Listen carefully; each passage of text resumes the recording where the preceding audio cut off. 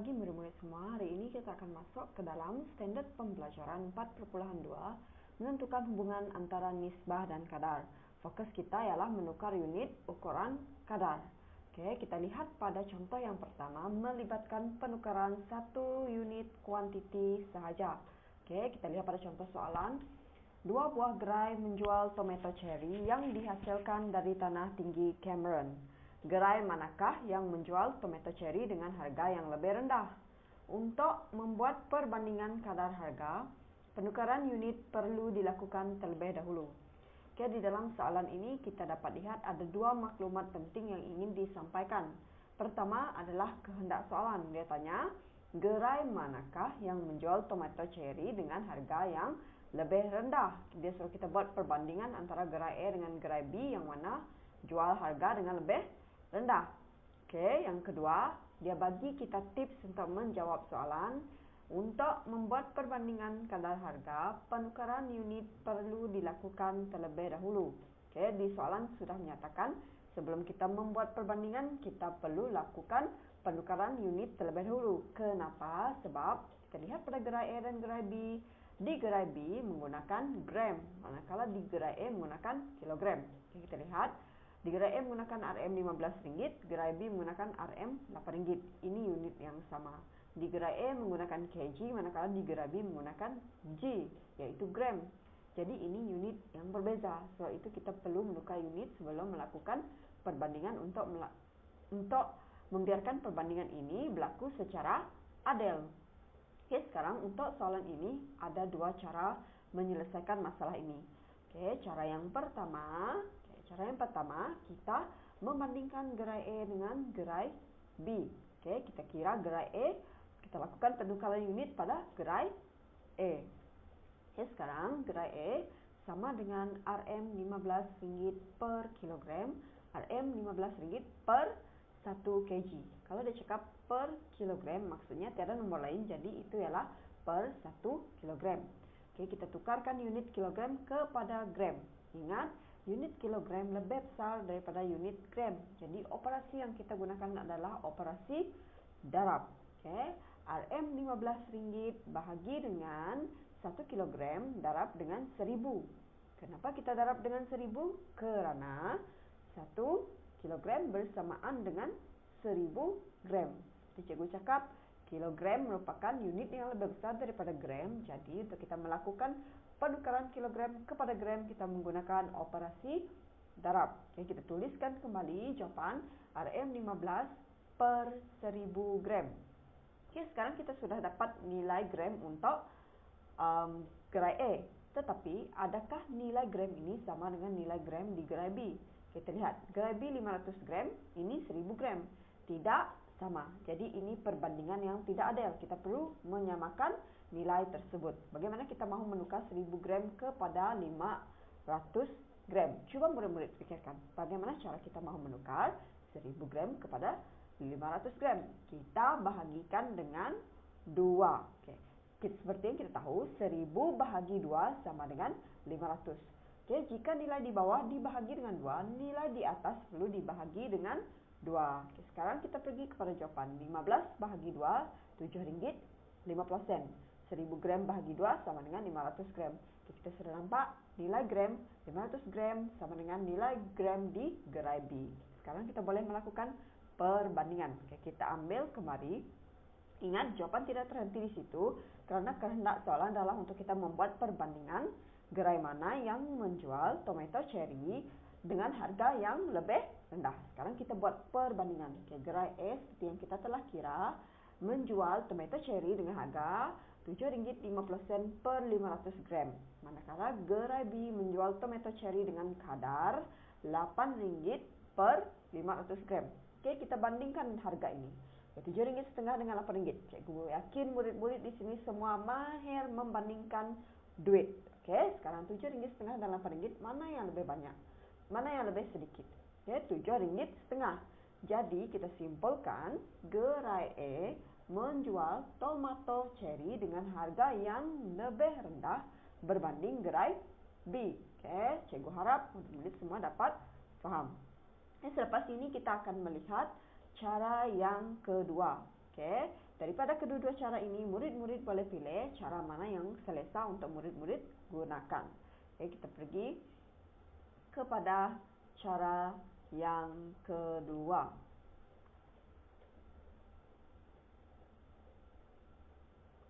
Oke, cara yang kedua kita membandingkan gerai B dengan gerai E. Oke, di gerai B menggunakan gram, manakala di gerai E menggunakan kilogram. Oke, sekarang kita melakukan penukaran unit gram kepada kilogram. Oke, RM RM8 per 500 gram. Seperti yang kita tahu, 1 kilogram bersamaan dengan 1000 gram. Sekarang kita jadikan 500 gram ini 1000. Bagaimana? Kita darabkan 500 dengan 2. Kenapa kita darab dengan 2? Untuk menjadikan 500 jadi 1000 gram. Oke, kalau bawah darab 2, nomor yang di atas mesti didarab dengan 2 juga. Ingat, apa-apa yang didarab dengan yang di bawah, di atas pun mesti melakukan operasi yang sama juga.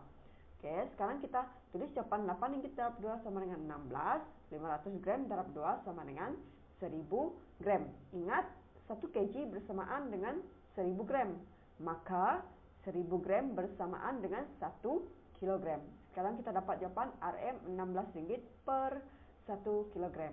Ini sudah sama dengan gerai E. Gerai E menggunakan per 1 kilogram. Sekarang kita boleh melakukan perbandingan yang adil. Gerai E sama dengan RM RM15 per 1 kilogram. Manakala gerai B sama dengan RM RM16 per 1 kilogram.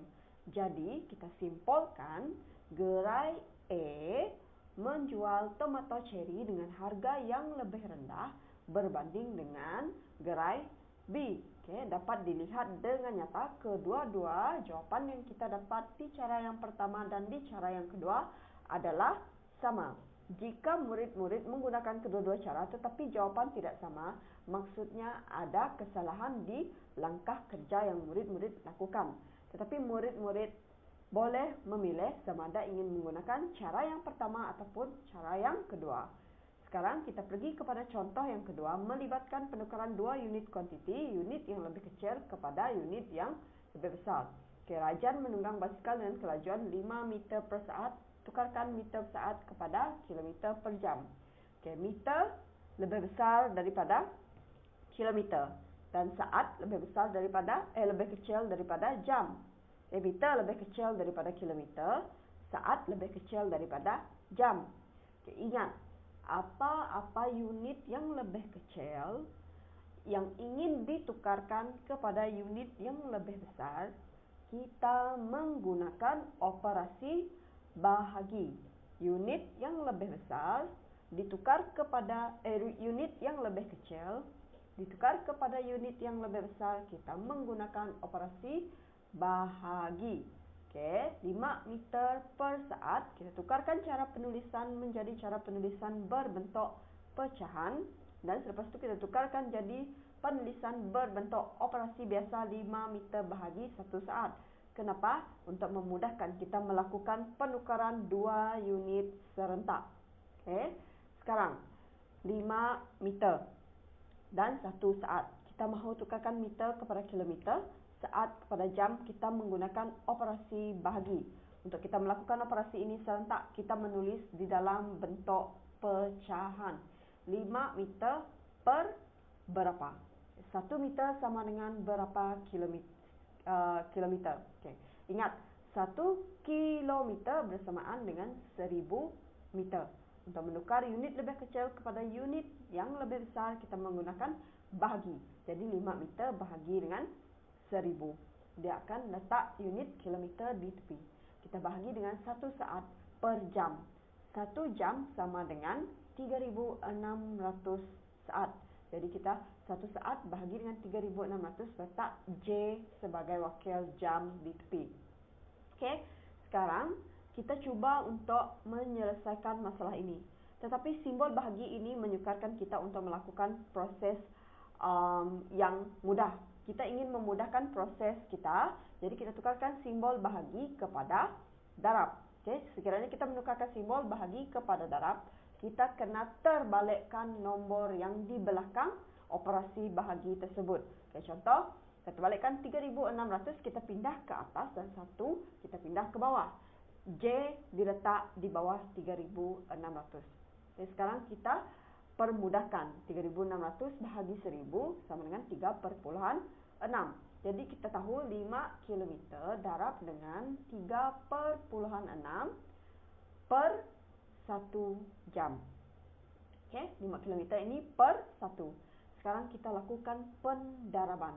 18 km per jam. 5 darab 3/6 sama dengan 18. Okey.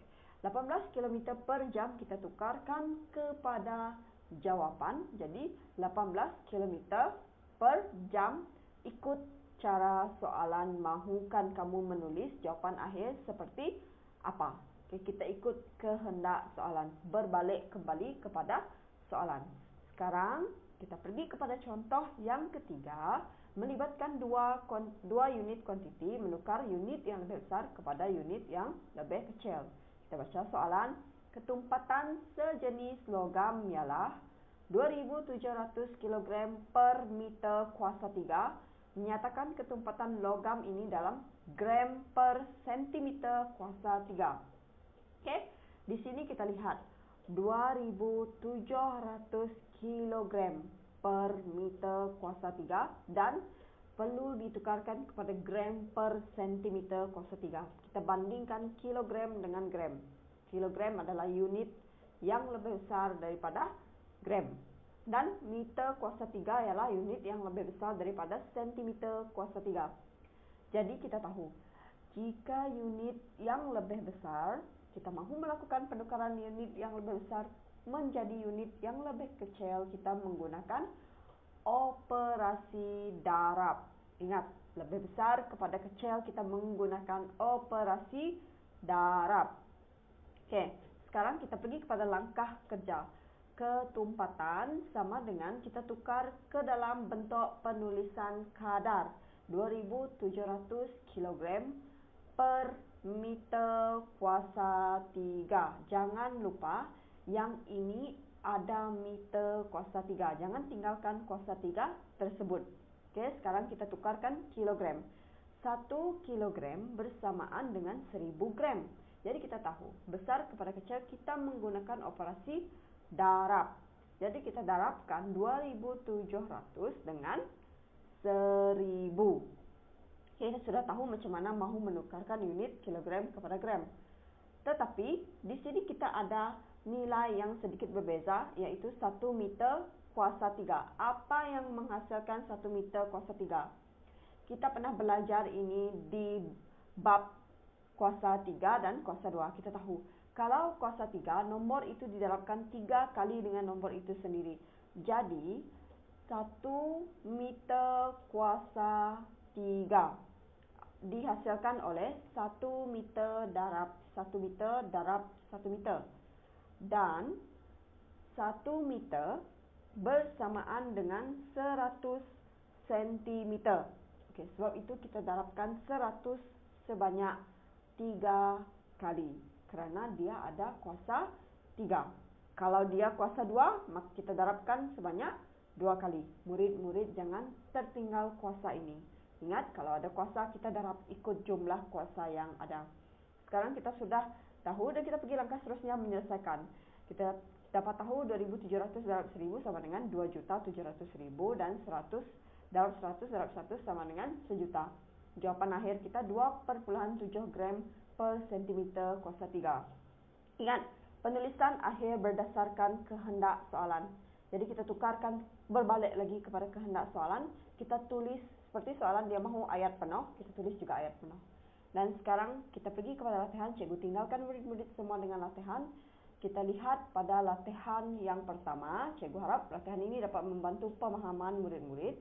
Latihan yang pertama, cikgu sudah bagi tips. Kita murid-murid sebelum menjawab latihan yang pertama, rujuk kembali kepada ketiga-tiga contoh. Latihan pertama ini menggabungkan ketiga-tiga contoh. Dan latihan yang kedua, murid-murid rujuk kepada contoh ketumpatan. Begitu juga dengan latihan ketiga. Cikgu harap murid-murid dapat menjawab soalan dengan jayanya.